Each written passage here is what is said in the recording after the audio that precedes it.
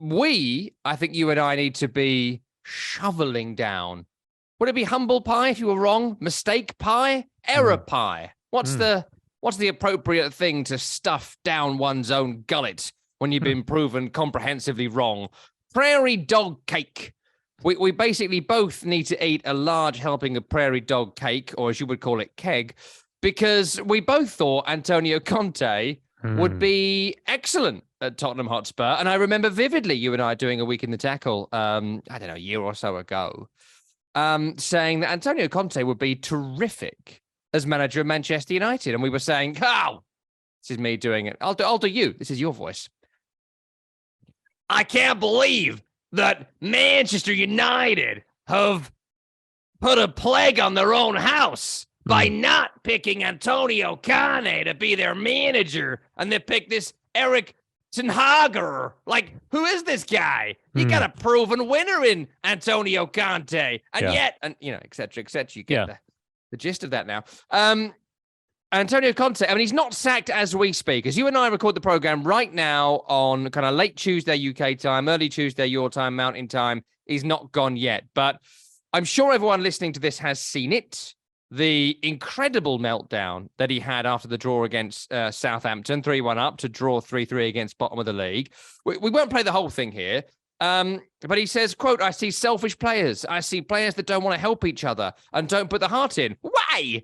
Because they're used to it here. They're used to it. They don't play for something important, yeah? They don't want to play under pressure. They don't want to play under stress. It's easy in this way. Tottenham's story is this. 20 years, there is the owner, and they never won something. Why?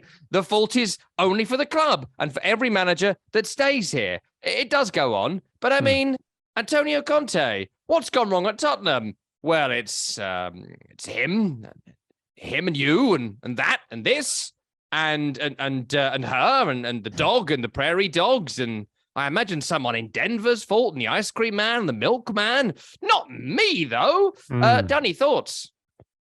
Yeah, I think this was as explosive of a napalm bomb that Antonio Conte could have dropped in his postgame presser. And again, I have a little bit of sympathy for the manager. I do, because I think in a way, the touch points that he was touching and pointing to were factual. I mean, he dropped a lot of facts, right? But there's facts and there's reality. And sometimes those get skewed. And I think you can absolutely point to the history of the club and point out what all the jokes have been about Tottenham, right? And that's okay if you're everybody else other than the manager of Tottenham. And then you get into the point where this is a manager in his, year and a half, 2-year stint that on multiple occasions has said publicly that this team is a mid-table team. This squad is a mid-table squad.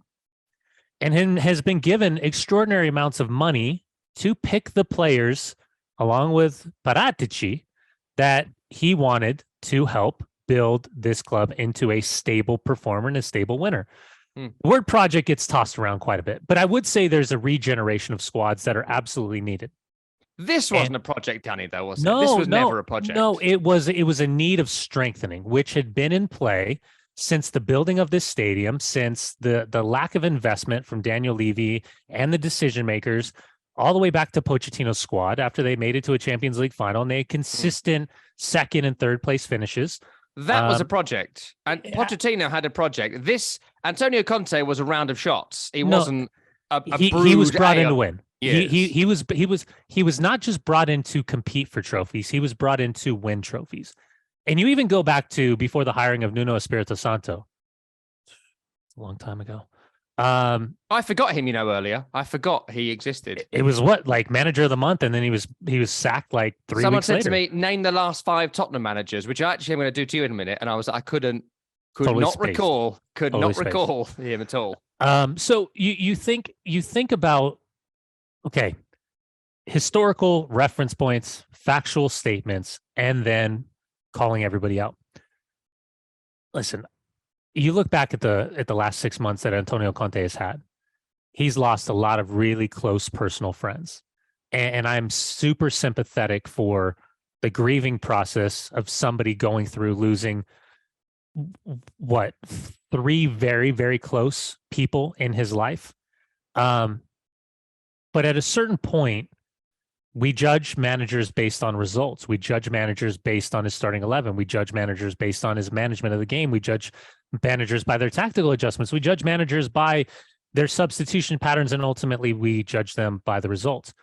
And one thing we constantly say, well, not just us, everybody says, it's that one question.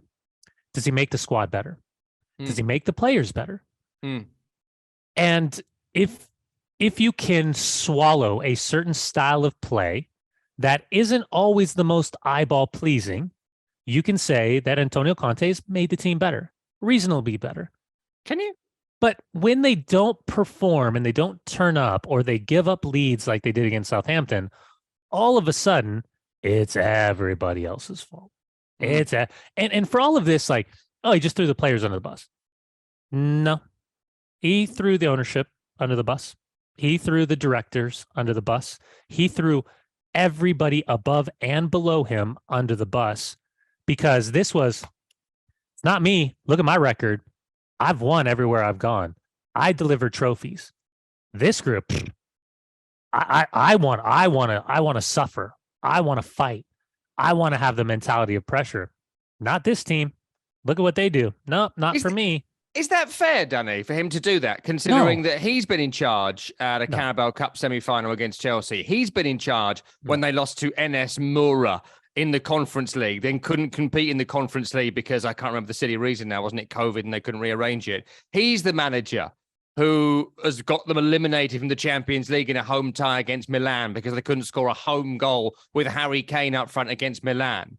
I mean, there has been failures, but aren't they his failures? It's deflection 101. Again, it's deflection 101.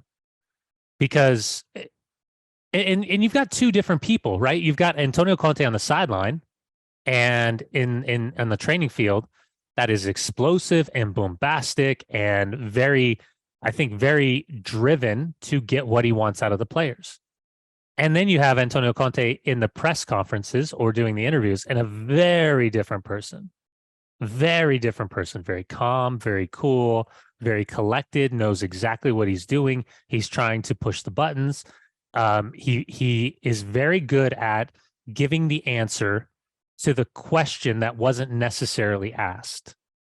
And I've always been intrigued by how he does that, because they'll be like, they'll be asked the point of question.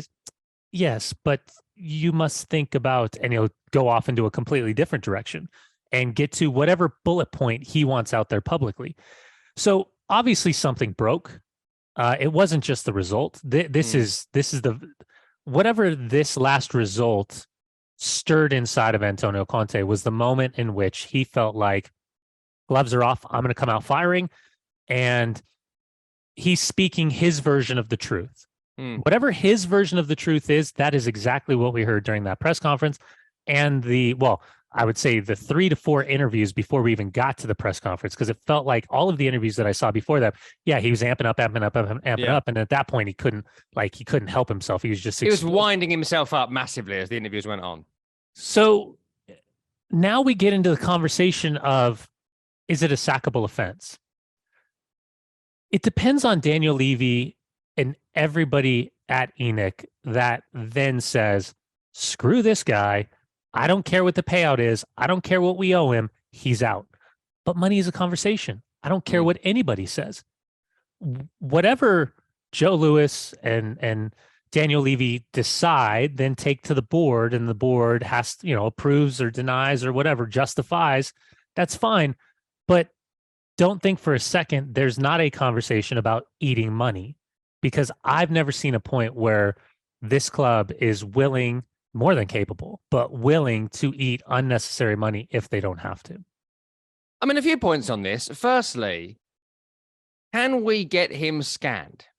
Can we get the body scanned? Because does anyone else have just a little bit of doubt that he actually didn't have his gallbladder removed and he just wanted to get away from Tottenham? And this was all a cunning, I'm sick, can't go to school. or "Mummy, I've got a tummy ache" kind of thing. And he was just trying to keep away from the club. That first bit was a joke, so don't at me about that one. The second part of this is that he was so desperate to get away this week. He's not taking training this week. Whatever happened, he got a Ryanair flight. Now, if you don't know Ryanair, I suppose your equivalent, Danny, might be Spirit Airlines. Yeah. Which I hear about on the late night talk shows. There was a brief period on Ryanair, and I don't know if it's still true, they were going to charge you to use the toilet. So the flight itself would be like £30 in taxes, but £1 for the flight. But on the flight, it was like, "Do you want a pillow, sir? That's €2. Do you want to urinate? That's €3. Do you want to take a poo-poo? That's €5. Toilet paper, sir? That's €10. Flush the chain? That's €1. You know, that was there. And he got on that airline to get, sorry, Tim, the away from Tottenham this week, which was terrific. Again, that's another joke. Don't at me, but feel free to enjoy. The other element to this, Danny, and I want to talk a bit about this, is, and it goes to your point there, is it a sackable offence? Because again, that's about what's in the contract, what's not in the contract. Is there an element to the contract about representing Tottenham Hotspur publicly? Club in disrepute, all that stuff. I mean, I don't know what's in there and what's not. We don't. We'll find out if he gets sacked or not.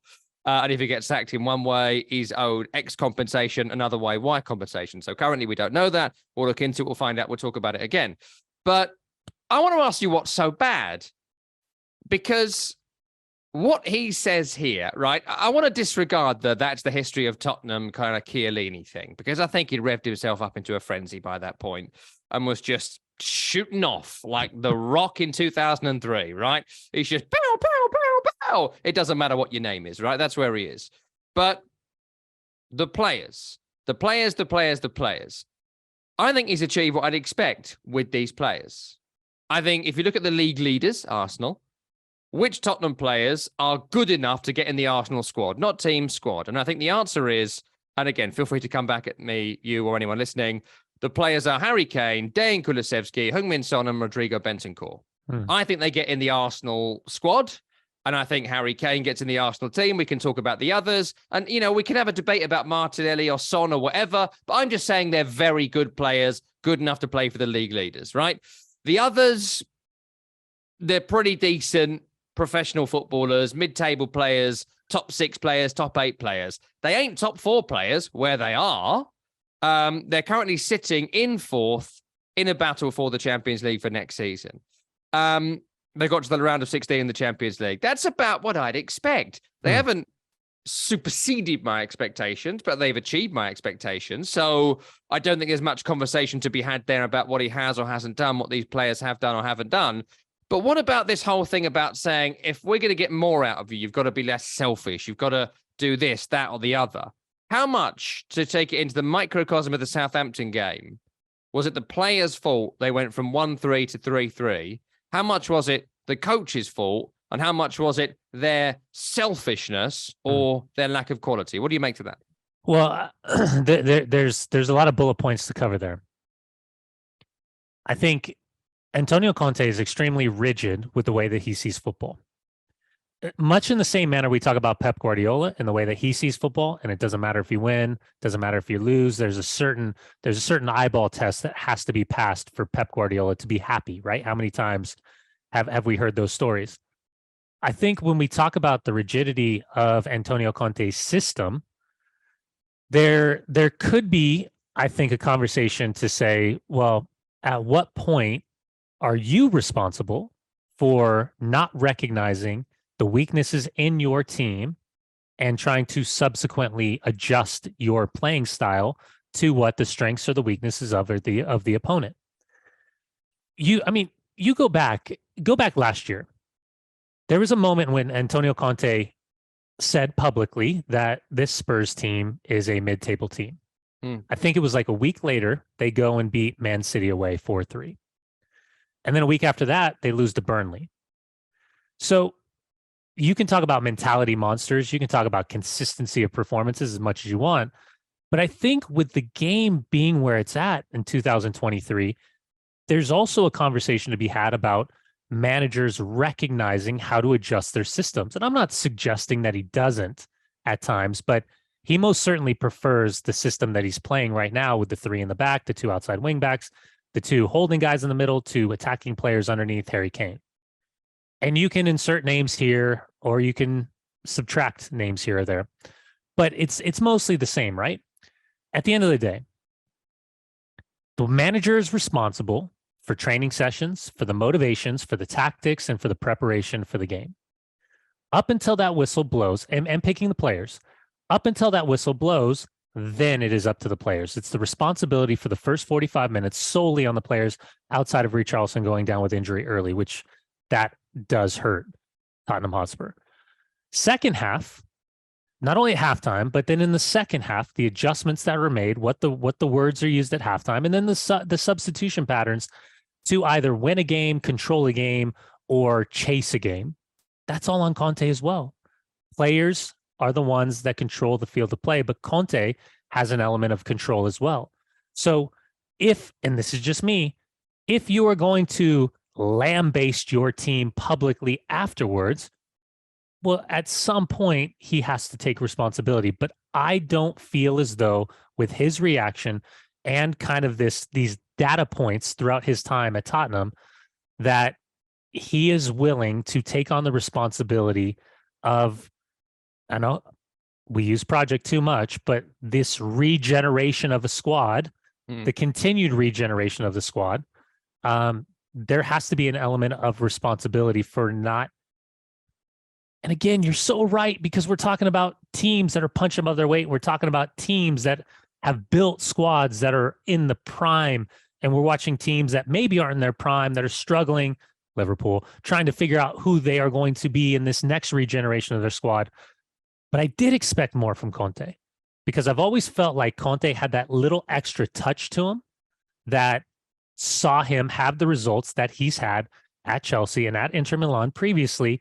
But I also understand that comes with a weight. And the weight is that, again, I'll go for the last couple of squads that he's had. You feel like there's a window of 2.5, 3 years in which he's going to burn these guys to the ground. And I think what he's done in this press conference has taken it a step too far. He's going to have guys that are loyal to him inside that locker room, but he's also going to have guys that say, we're done with you. I do want to move on to the other weird management story this week. As we record, Antonio Conte remains manager. And I'll just say this final point. I'd love to see him stay. I would love him to come back on a Ryanair flight next week and just be like, all right, guys, sorry about that. Whoopsies. Do you know what? I was revved. I was super revved. I've seen Højbjerg reference it, saying like, oh, he gave a very open interview. I'm interested to see what he's got to say about it. Come back and Levy be like, how much we pay you a year? Oh, it's a 15 million. And Levy's like, because he smokes now. Yeah. That's for the visual. People watching on YouTube are going to enjoy this. Yeah, come back and do your job, mate. Finish fourth for you. Cheers, pal. And they can think about the future later. There's no time for a project now. 2 months to go. It's panic stations. Achieve fourth and earn your money.